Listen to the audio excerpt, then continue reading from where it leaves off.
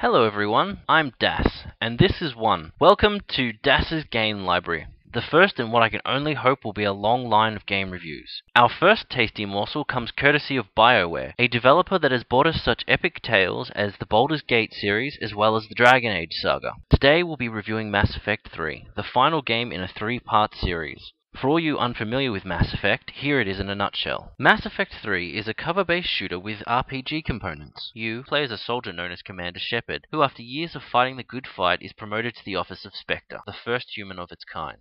Essentially, this makes you above the law. With your newfound power, you begin a quest to save the universe from a race of giant machines hell-bent on wiping out all organic life. In all three games, you assemble your team and travel from place to place in the Normandy. However, your guns are not your only weapon. You also have biotic powers, allowing you to power up your ammo, cloak, slow down time, or even create small decoys to push enemies from behind cover, as well as a number of destructive abilities. Gameplay gives you control over your team with a simple point-and-click system to move them around the battlefield, allowing for quick strategy changes depending on the circumstances. Additionally, the class system allows for individual tastes. I, for example, chose to be a soldier for the extra firepower and the ability to slow time. But even after watching others play with different classes, the game didn't seem to favor any class in particular. Finally, there is a moral choice system in play. However, instead of simply giving you different endings, your choices define how persuasive you can be in moral arguments, as well as how others see you. Now on to Mass Effect 3. Our story begins after Shepard turns himself in because of the events of the previous game. Stripped of his title, he awaits his trial, when the Reapers attack Earth. After a small tutorial section, Shepard's rank and title as a Spectre is restored. As in Mass Effect 2, the choices you made in the last game affect what is available in this one. The new addition in Mass Effect 3 is the Omni Blade, a sword that is rapidly fabricated by your Omni tool, giving the player a charge-up melee attack. Although I enjoyed having it, I found half the time I ended up missing, or even becoming more vulnerable to flanking AI while charging. In addition, if the enemy had any kind of shield or armor, they can survive the attack with relative ease. When it comes to gameplay, Mass Effect doesn't disappoint, allowing Shepard to move from cover to cover effortlessly with the control stick and one button, allowing for quick advancement while under heavy fire with minimal or no damage. The computer's AI was also spectacular, with enemies moving rapidly when shot or quickly taking cover to avoid further damage, and even deploying smoke bombs that are very effective at covering their movement without the right equipment. On one occasion, I was fighting a single enemy in a small corridor when he deployed a smoke grenade. By the time the smoke cleared,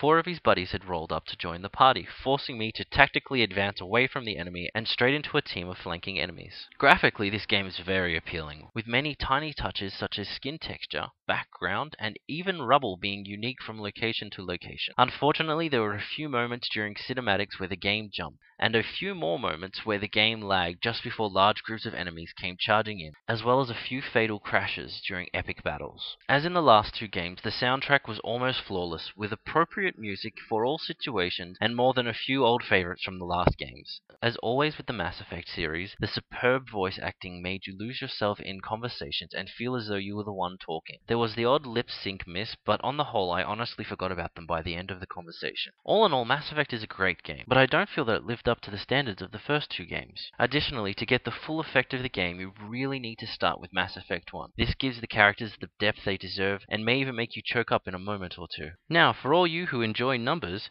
here comes the Quantification Zone. Sound receives a 9.5. The music cuts out in 1 or 2 places, leaving the game without background music. Other than that, however, it was flawless.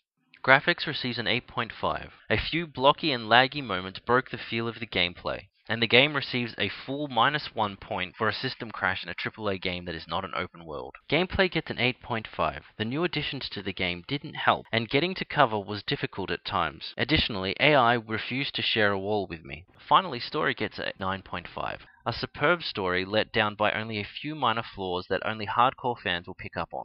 Overall, Mass Effect 3 earns a solid 9. It is a great game that I can recommend to anyone. It is easy to play with enough powers and customization to keep the hardcore players interested, as well as having its share of funny and powerful moments. That concludes my review on Mass Effect 3. Finally, I'd like to leave you with One's thoughts. Goodbye everybody, and happy gaming.